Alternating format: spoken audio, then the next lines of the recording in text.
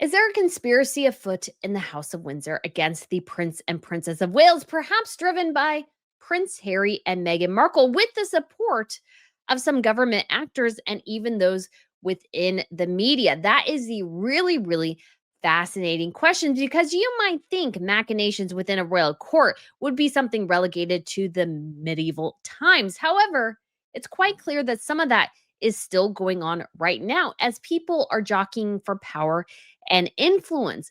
Who will come out on top and who is really behind all the crazy headlines that we've had over the last, let's say, month or two, from the peace summit all the way to Prince Harry getting miffed that somebody leaked the details of his meeting with his father. There have been so many stories about Harry, Meghan, and in particular the Waleses, that raise a lot of eyebrows. And so I think this is definitely a worthy topic to discuss. And I'm going to give you guys my theory about what I think is truly going on here, because there's a lot of people who have things to gain and things to lose. So we are going to get into all this. But if you guys haven't been to Royal News Network before, my name is Brittany. I do provide compelling royal commentary. So please hit that subscribe button. I would absolutely love to have you back. And tomorrow will be quite a busy day. I will be on Dan Wooten in the morning, my time, in the afternoon, UK time. We will be having two live streams. So the first will be a tiara watch party, because we do have the ascension of the new Grand Duke of Luxembourg and the abdication of the former Grand Duke of Luxembourg. That'll be happening tomorrow, and the gala event starts at 7 p.m. Luxembourg time, which is 1 p.m. here stateside Eastern Standard Time. So we'll begin our live stream at 12. I can't wait to see what the ladies are wearing, because we not only have the Luxembourg royal ladies, but also those from Belgium and the Netherlands, because they have some close family connections. I can't wait to see that. And we also have the return of our Friday afternoon tea live stream, which will begin at 3 p.m. Eastern Standard Time, usually lasting about 2 hours. And it's an opportunity to go over all the varying news stories of the week. Feel free to check out the links down below. I will have them all scheduled, ready for you guys. The TR Watch Party, though, will be on Royal Fashion News, which is the channel for all those who have a passion for royal fashion. So guys, again, feel free to check those out. All right, guys, I have been reading a book on James the First of Great Britain, who is technically, I think, James the Sixth or Fourth of Scotland. And it's a lot about, in the beginning, the machinations around his court, because he was very young when he came to power. His mother was Mary, Queen of Scots, and she was obviously imprisoned when he was quite young. So he became king as a toddler, a baby. And so there were so many people jockeying for power as he was growing up. People were killed, poisoned, all these sorts of things in this desperate attempt to gain even a little bit of power. People were willing to do pretty much anything, including at one point blowing up Mary, Queen of Scots' husband's house to kill him. So lots of stuff going on there, a lot of violence, and a lot of people who are after power, influence, money, etc. And I can't help but think we have sort of a modern echo of that going on within the House of Windsor right now, between Harry and Meghan specifically, and I think really Harry and King Charles. Not as much Kensington Palace, because they're trying to stay out of it, but I think they're maybe playing a small role, as well as everybody's trying to push varying narratives and trying to push themselves ahead in the eyes of the public. And Richard Eden made a little bit of an interesting suggestion, which is that perhaps there could be even government players attached here. And it's a really interesting thought, and one I really began to think about, because these last couple of months have been weird. There have been so many strange stories. The revival of sort of Yorkshire wills as a narrative is sort of coming up, and criticisms against the Waleses. Now, some of that, of course, I have said before, and I still believe is true, is somewhat accurate. But at the same time, it's just curious, why now? Why now of all times? Why not go down a different path? What is going on? Because it just seems so weird. Obviously, everybody is aware Catherine's still recovering, I'm sure, in many ways from her surgery and cancer treatments. I mean, probably not even as her cancer treatments as much as the massive abdominal surgery she had last year, which I'm sure has had a deep impact on her life. And I'm sure she's constantly adjusting and changing and learning different things about herself post surgery. I don't know what type of surgery she had exactly, but when you're in the hospital for 2 weeks post op, it's very serious, whatever they're watching for. So I think it's impossible to suggest otherwise, that this wasn't some sort of absolutely massive, massive change in her life. And so that does take a while to sort of examine. But we have all these things going on with Harry and Meghan as well. And Harry's PR blitz trying to get back into the royal fold. He is sort of desperate to get there.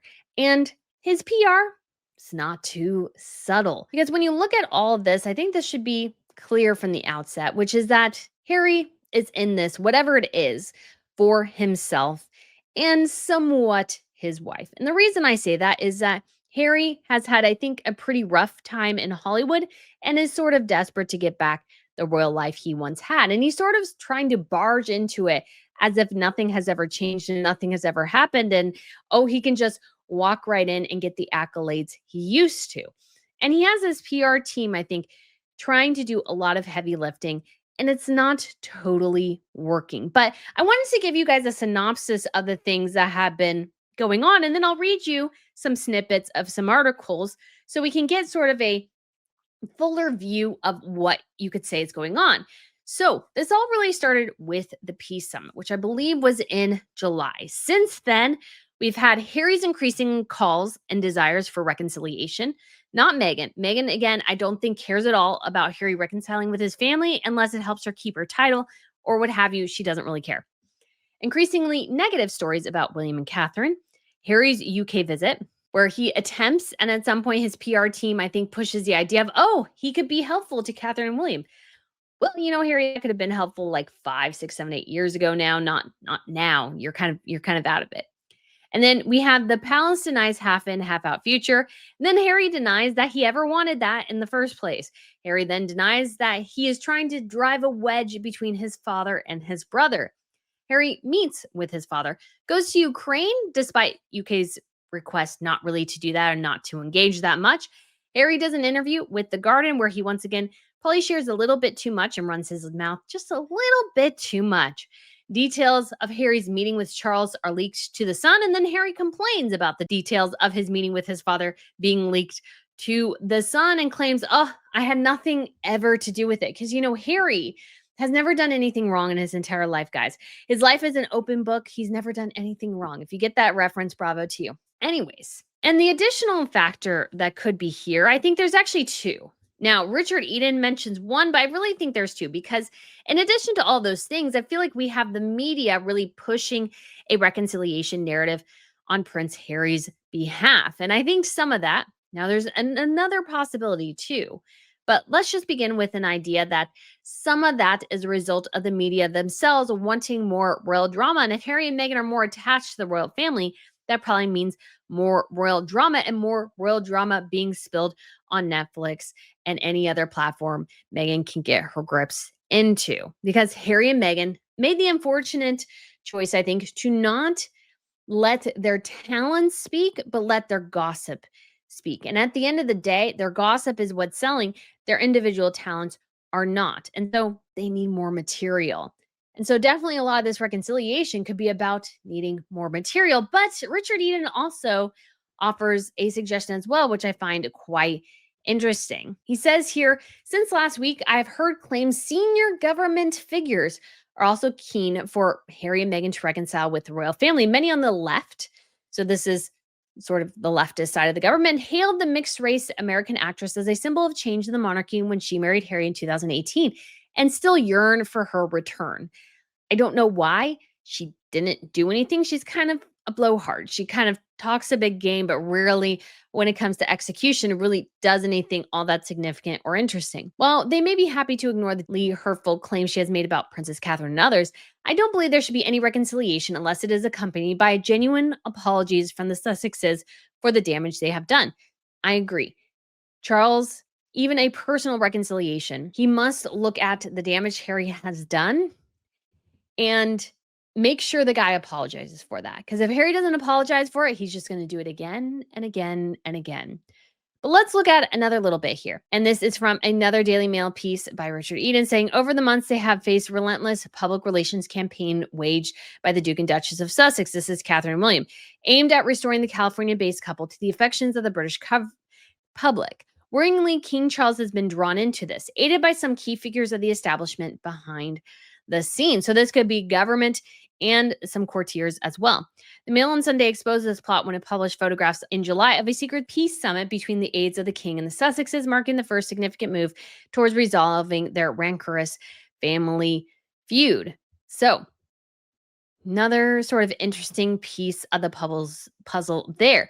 And then we also have Harry's spokesman denying that Harry is trying to drive a wedge between his brother and his father. He says categorically not. Harry is not trying to drive a wedge between the Prince of Wales and the King. The source close to the Prince of Wales has branded reports that he and his kings are at odds rubbish. And obviously, William was a huge part of the state visit by Donald Trump. And then we have this really great piece from the Telegraph. It's called Royal Appointment.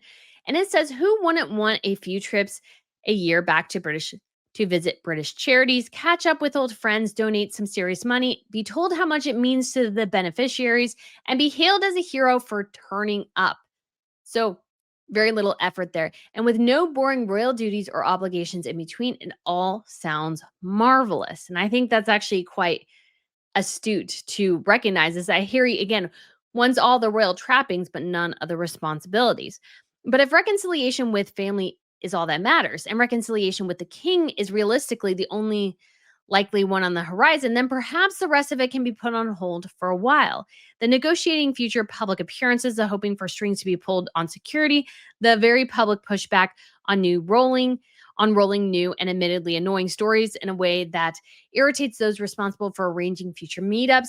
Can it wait? And I actually really like this bit here because what this is talking about is basically if Harry wants reconciliation, he should just work on that with his father and do nothing else. Because the PR blitz that him and Meghan are going on is less, I think, about reconciliation and more about salvaging Harry's public reputation at the expense, in many ways, of his father and his brother. And then in addition to that, you have all the things that Harry wants in this scenario, a lot of ones. Strings to be pulled about security, future appearances, public acknowledgement, I think, in many ways, and new meetups, and perhaps maybe even a public one. So Charles can give Harry that little pat on the bum that says, good job, my son. You know, kind of how they do in sports, they whack each other on the butt. I don't get it. Anyways, that's an interesting thought. So lots of chaos, lots of rigmarole, lots of questions. And it all feels very calculated in some ways, very whiplashy, very poorly, I think, executed in a lot of others. But what is really going on? Now, let's just say this is my theory. I don't have a ton of evidence for this. It's just, I always look at things logically. And a great example is Richard III, King of England, who became King of England after the mysterious disappearances of his young nephews. Now, there are many people who believe that Richard III did not kill his nephews. But I look at the situation and I go, well, he was the only one who benefited quite a lot from this change. It wasn't other people who could have maybe arranged it. It was Richard himself. He became king. So I think the guy who became king is probably the most likely option in that scenario. So who is attempting to benefit here? Because again, I feel like we have the palace on one side. And by the palace, I just mean Buckingham Palace and Charles and Camilla, and Harry and Meghan and their Montecito hovel on the other. They're constantly, I feel like, running around each other with varying reports. And I think the palace constantly having to deny narratives Harry's team is putting out there. And I guess that should be a clue as to what I think is happening in some ways, which is that Harry and Meghan, at the expense of pretty much everyone, are trying to lift themselves up, lift up their cratering reputations by trying to drag other people down so they can look better. Because if you think about all the negative stories about Catherine and William, and to be fair, and I've said this before, I think there's some truth to the Berkshire Wills narrative that Catherine is attached to as well. Yes, there's a lot of recovery that she needs to have, I think, from her surgery, life changing, everything. Obviously, chemo as well being added into it, very impactful on the family. I get that. But at the same time, Charles is still undergoing cancer treatments and still undergoing a rigorous series of engagements to the point that many people are genuinely concerned about him. And if I'm a smart PR person, and I'm not a professional in PR, but I've worked with PR people, what I could do is resurrect a narrative that already existed in the first place. So, what I do if I'm a heartless, soulless PR executive is go, my client wants attention, wants positive attention, and wants the public to love him again. So, what can we do to make this happen? Oh, instead of proclaiming the virtues of our client because he has none, what they do instead is they're like, okay, let's resurrect a narrative that people still think about and is still in the forefront of some people's minds, been a critical thing about a couple for a long time. Again, guys, this has been around for 14 years, ever since Catherine and William got married. What they can do is like, well, we'll just resurrect the Berkshire Wills narrative. That should do it. And there's enough truth there that it does have legs. And this is the thing, guys. This is why I'm so critical about Catherine and William. I think in some ways going, well, we don't really have to worry about this. It's just people who don't really know what's going on. We're working a lot behind the scenes or whatever. Doesn't really matter because if the thought is there, you have to work even twice or three times as hard to get it out of people's heads. So you almost have to blitz yourself to kind of alleviate some of that. Because if you allow people to have a foothold, they'll take it and they'll dig and dig and dig and dig. And so I do criticize Catherine and William there because I think they need to take that criticism a bit more seriously than they do. And I understand why they've had a rough couple of years, but they'll only have the crown if they can keep it. And we've seen in Norway how the crown can go from very stable to very, very unstable very, very quickly if a series of negative stories all breaks at the same time.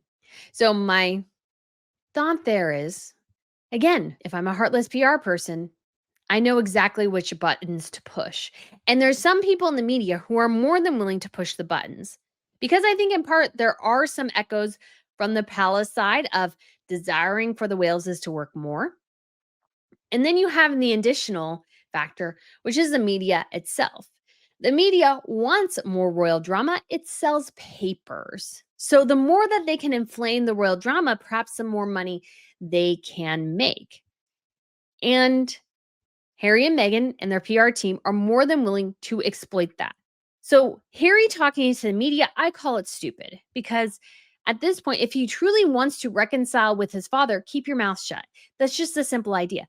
But if that's not Harry's true motivation, which I don't really think it is, then he is more than willing to talk to the media because it continues this relentless, toxic, royal media narrative cycle that Harry and Meghan started back in 2016 with Meghan's letter, or Harry's letter technically, to the press on Meghan's behalf, calling them all racist for maybe one or two inappropriate articles within a mix of very positive articles.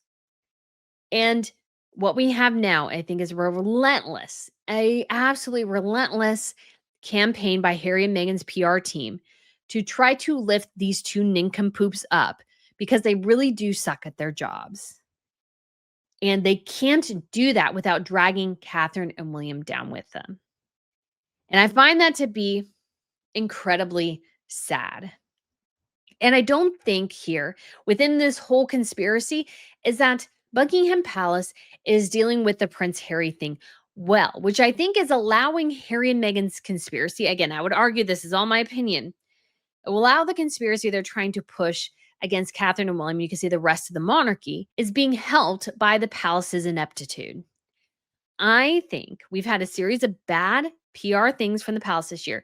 One was obviously the release of who was in the carriages at Ascot, and there was a second one, and now I can't remember what it is. And it was just an obvious PR blunder. And it's like, okay, there is something wrong in the state of Denmark. And it has been reported that Buckingham Palace is also trying to survey people, asking them how to better run their website because their website is clunky. It's like 10 years old and needs a massive overhaul. And if you're surveying people to ask how you can do better, you've already lost. And I see this reflected in how the palace is adjusting. They're reactive to the Harry and Meghan stuff, not proactive. Harry and Meghan and their PR team are relentless. So you almost have to be more proactive and aggressive against it. And the palace is just like, oh, Harry's, pushing this half in, half out narrative. Allegedly he's not, but somebody is. And they're like, oh no, that's not right. That's not right. You shouldn't make it clear beforehand. Again, which is why you should strip the titles and places in the line of succession. That will nix all this talk. But the palace, again, is too reactive. They're not proactive. They're running their PR team 10 years behind the time when they should be 20 years ahead of the curve. And it's reflective.